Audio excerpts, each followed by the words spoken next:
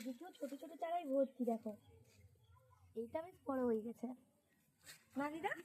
এখানে একটা আম পড়ে আছে, শুন না আমটা।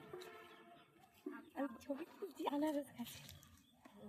তোমার লিচু গাছটা নেবো দাদা। দাও না।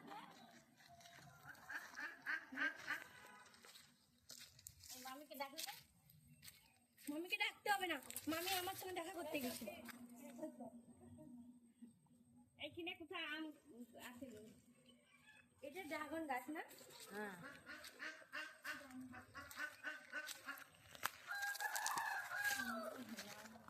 দেখো ডালিম গাছটা ফুলগুলো দেখো, আর ডালিম গাছের সেই ছোট গাছটাতে কত দেখো। এটা ওটা হাত দিতে নেই।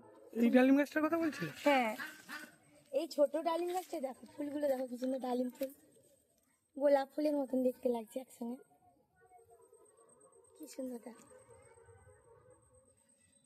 আর দিদাদেরও কুমড়া গাছে কত ফুল দিয়েছে দিদা, আর ফ্রিজে রেখেছি, ভুলে গেছি, দেখে মনে পড়ছে ফ্রিজে রাখা আছে যে ফুলগুলো। হ্যাঁ না, চুমকি বললো দিদি আর করবো না, তুই নিয়ে চলে যাবি, অনেকগুলো রান্না হয়ে গেছে। এইসব দিদির মামিদের দিদাদের লিচু গাছটা দিয়ে গেছে এদিকটা দিয়ে। হ্যাঁ। লিচুগুলো পেকেছে না ভাই তো হয়নি কিছু। এটা পালকা মামাটো? হ্যাঁ, আমি এই প্রথম দেখলাম।